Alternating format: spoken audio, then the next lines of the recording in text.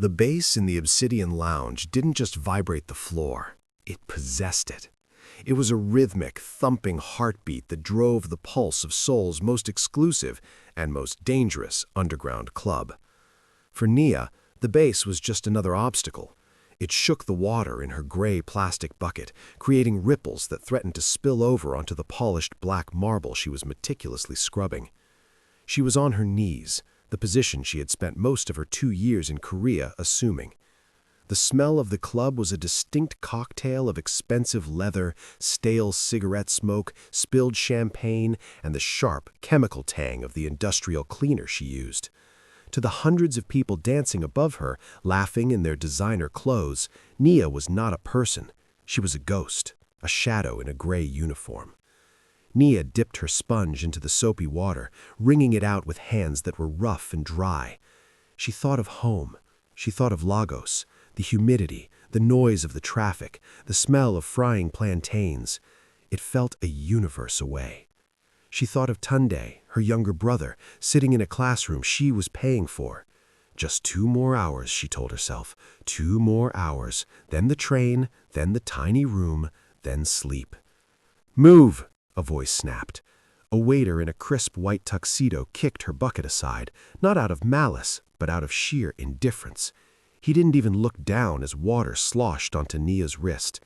"Sorry," Nia whispered automatically. It was the word she used most. It was her shield. Suddenly, the atmosphere in the club shifted. It was a physical change, like the air pressure dropping before a typhoon. The chaotic laughter died down. The DJ, sensing the shift, faded the aggressive house music into a lower, darker, thumping rhythm. The heavy double doors at the top of the grand staircase swung open. 6 men in black suits walked in first. They moved with the synchronized precision of wolves on a hunt. They scanned the room, their eyes cold, hands hovering near their waistbands. Then he entered. Park Do-yun, the White Tiger, the Hyungnim, big brother, of the Geondal Syndicate. He was undeniably handsome, with sharp cheekbones and hair slicked back in a severe style, but there was a rot beneath the beauty. He stumbled slightly as he descended the stairs. His tie was loose. His eyes, usually sharp enough to spot a lie from across the room, were glazed with a heavy, dangerous intoxication. He wasn't just drunk on alcohol, he was drunk on power. Nia grabbed her bucket, her heart hammering against her ribs. "Disappear," she commanded herself. "Be the wall, be the floor, be nothing." She backed into the shadows near the service alcove, clutching her mop like a lifeline. Do-yun didn't sit at a table, he claimed the center of the room. He collapsed onto the sprawling velvet VIP sofa, kicking his feet up onto the crystal table. His lieutenants surrounded him, laughing too loud at things that weren't funny, desperate to keep the beast happy. "Music!" Do-yun roared, waving a hand lazily. "Why is it so quiet? Did everyone die?" The music surged back up, but the tension remained. The dancers danced, but they watched him out of the corners of their eyes. "Whiskey," Do-yun demanded, "the 30-year, and bring me something interesting." Nia watched from the shadows. She saw the server approach with the crystal bottle. She saw the server's hand shake. A splash of amber liquid hit the table. The music didn't stop, but the silence around the VIP table was deafening. Do-yun stared at the spill. He looked at the terrified boy. "You are clumsy," Do-yun slurred. He reached out and grabbed the boy's collar, pulling him down until their faces were inches apart. "I will clean it, sir," the boy stammered. "No." Do-yun pushed him away, bored. "You'll make it worse." Do-yun's eyes began to roam the room. He was looking for a target, someone to torment to relieve the boredom of being untouchable. His gaze swept past the dancers, past the bar, and settled on the darkness of the service alcove. He saw the gray uniform. "You!" he called out. Nia froze. She felt the blood drain from her face. "The foreign girl," Do-yun shouted, snapping his fingers. "Come here!" There was no way out. To run was to die. To disobey was to die. Nia set her jaw. She thought of the school fees. She stepped out of the shadows, walking across the dance floor. The crowd parted for her, looking at her with pity, or worse, curiosity. She arrived at the table and bowed deeply. "Cleaner," Do-yoon said, his voice dripping with amusement. "Clean this mess." Nia knelt. She took the rag from her apron and began to wipe the whiskey from the glass table. She could smell him. Expensive musk, smoke, and the sour scent of too much scotch. "You are not Korean," Do-yoon observed, leaning forward. "Where are you from?" "Nigeria, sir," Nia said softly, not looking up. "Nigeria," he repeated, testing the word. "Far away. You came a long way to wipe my table." "Yes, sir." "You missed a spot," he whispered. Nia paused. The table was dry. "Sir?" "I said," Do-yoon grinned, a cruel, predatory expression, "you missed a spot." His hand shot out. It happened in slow motion. Nia saw the movement, but her brain couldn't process the audacity. He didn't strike her. He didn't push her. His hand clamped onto her thigh, high up, intimately, pulling her towards him. It was a grope, a violation, a statement that she was not a human being, but a piece of property he could sample because he was Park Do-yoon and he owned everything in this dark room. His lieutenants erupted in laughter. "Look at her face," one jeered. "She likes it," Do-yoon laughed, his grip tightening, his eyes hazy and cruel. "They're all the same, just bodies, just—" The thought didn't finish. Nia didn't think. She didn't calculate the odds. She didn't think about the guns or the money or the school fees. A lifetime of dignity, of being the daughter of a proud mother, of being a woman who respected herself, surged up from her stomach. She stood up. She swung her arm. Crack! The sound was louder than the music. It was a sharp, thunderous clap of flesh against flesh. Nia's palm burned. Her palm stung as if she had slapped a stone wall.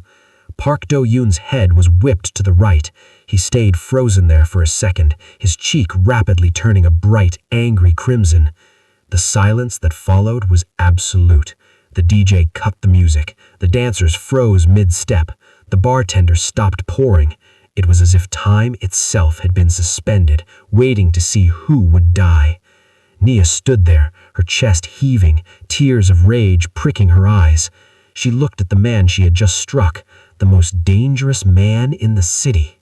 She waited for the bullet.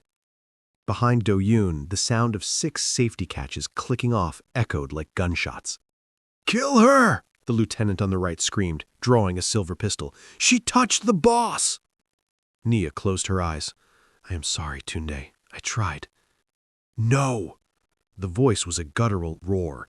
It came from the man on the sofa. Park Do-yoon slowly turned his head back to the center. He didn't look at his guards. He didn't look at the crowd. He looked at Nia. He raised a hand to his cheek. He touched the burning skin. His eyes were wide.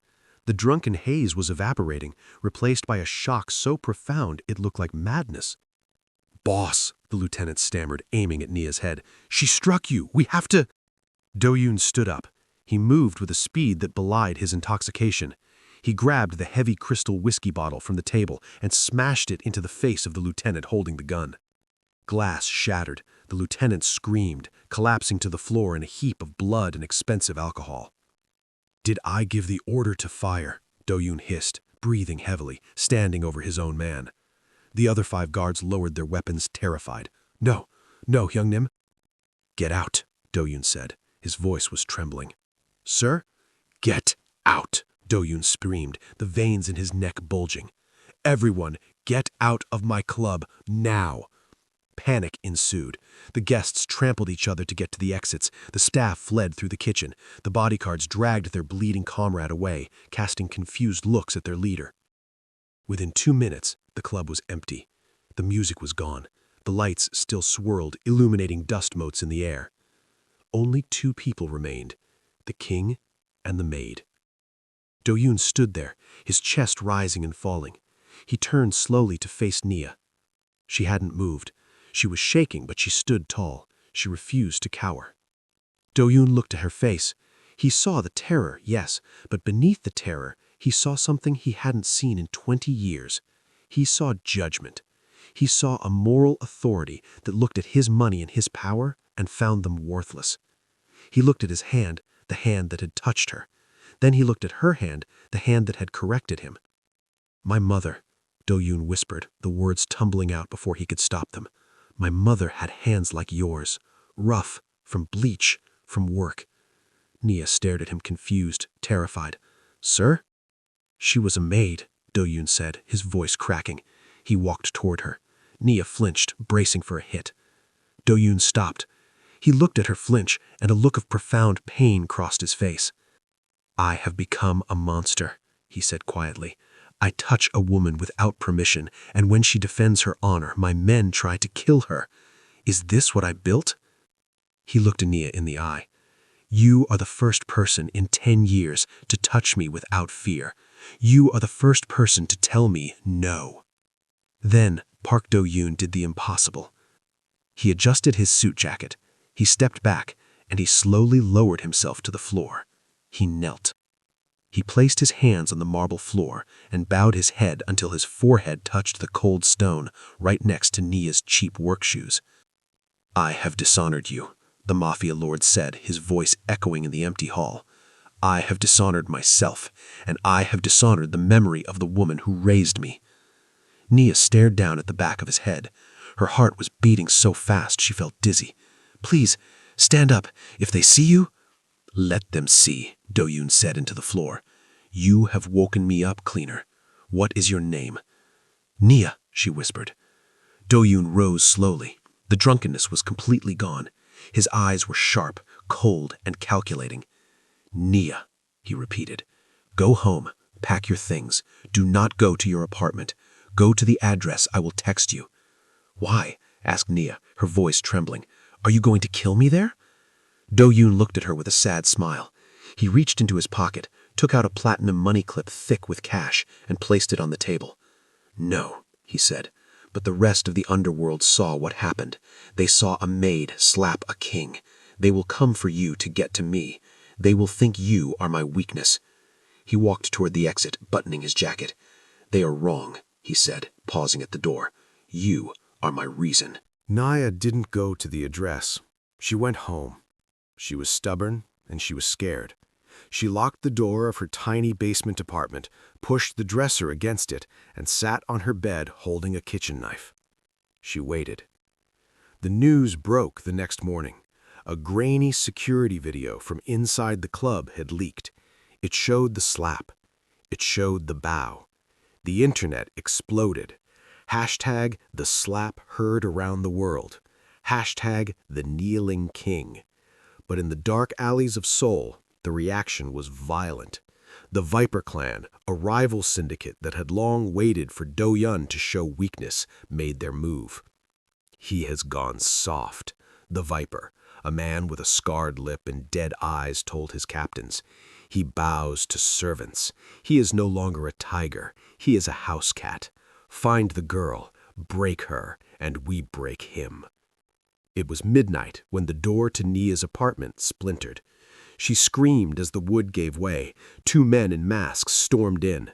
Nia slashed with the knife, catching one on the arm, but the other backhanded her. She flew across the room, hitting the wall hard. Grab her, the masked man yelled. They dragged her by her hair toward the door. Nia kicked and screamed, fighting with the desperation of a cornered animal. They reached the alleyway. A black van was waiting. Get her in! Suddenly, the driver of the van slumped forward, his head hitting the horn. Honk! The masked men froze.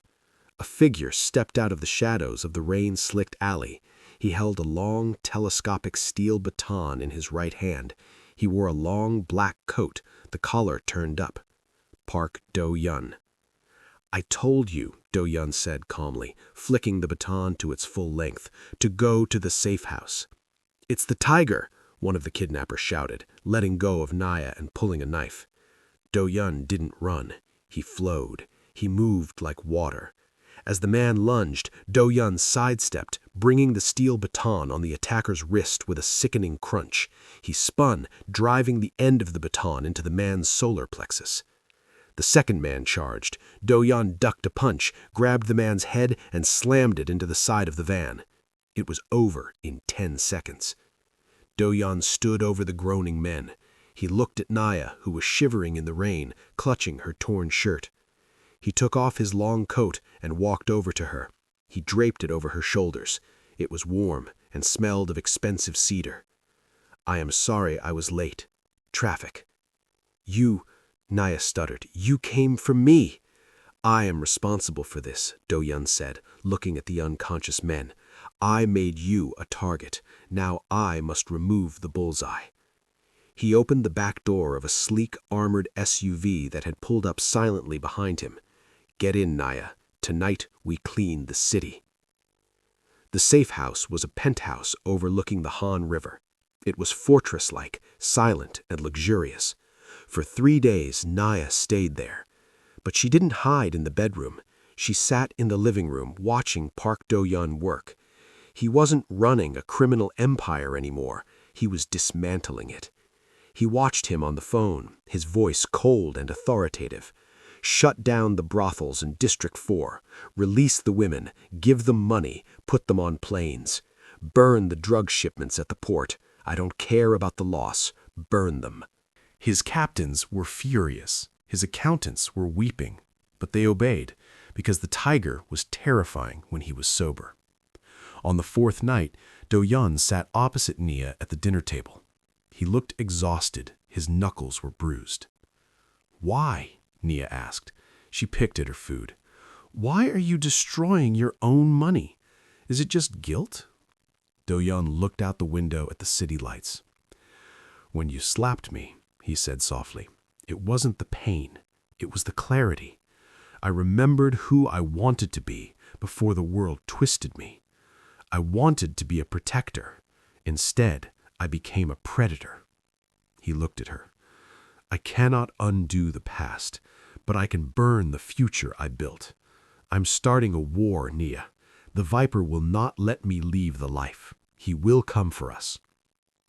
"Let him come," Nia said. Her voice was stronger now. She wasn't the scared maid anymore. She was a woman who had survived.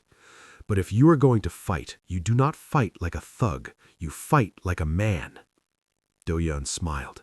It was the first time she had seen a genuine smile on his face. "You are strict," he said, "like a mother." "Someone has to be," she replied. The war ended on the docks of Incheon. The Viper clan had gathered their remaining forces at the shipping yard, planning to ambush Do-yeon's convoy. They expected a gang war. They expected guns and chaos. They didn't expect the police. Do-yeon had done the unthinkable. He had sent the evidence, his own ledgers, his own hard drives, to the prosecutor's office. He had implicated himself to catch them. Nia sat in the car on a hill overlooking the docks. She watched the police sirens flood the area. She watched the Viper being dragged away in handcuffs, screaming curses. But Do-yeon wasn't in the car with her. He was down there, on the pavement, kneeling with his hands behind his head.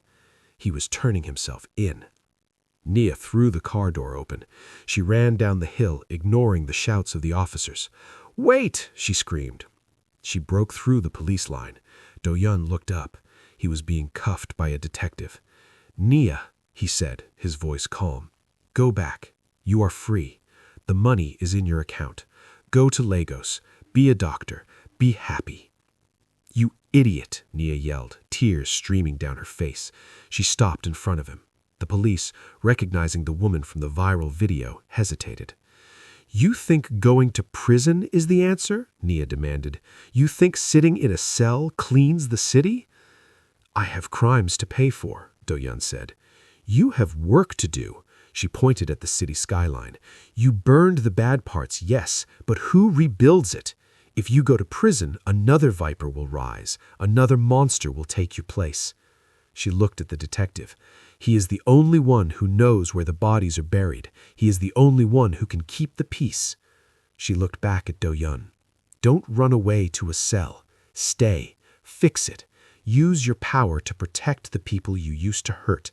That is your penance, not prison. Service." Do-yeon stared at her. The rain began to fall, mixing with the flashing blue lights. "You are sentencing me to a harder life than prison," he whispered. "I know," Nia said. She reached out and for the first time touched his face gently. Her hand rested on the cheek she had slapped weeks ago. "But I will help you." The Obsidian Lounge had a new name, the Sanctuary. It was no longer a dark den of vice. It was a jazz club. The bouncers didn't wear guns. They wore smiles. The profits didn't go to drug trafficking. They went to orphanages in Seoul and a scholarship fund in Lagos. Nia sat at the best table in the house. She wasn't scrubbing the floor. She was reviewing the ledger. She wore a sharp, tailored suit. She wasn't the boss. She had no interest in being a gangster. She was something more important. She was the conscience. The doors opened. Park Do-yoon walked in. He looked tired but clear-eyed. He walked straight to her table. "The gang in Busan?" Nia asked without looking up. "Disbanded," Do-yoon said, sitting down. "We bought their debt. They are working construction now. Legitimate work." "Good." Nia closed the ledger. She looked at him. "And you? Did you lose your temper today?" Do-yoon chuckled. He poured himself a glass of water.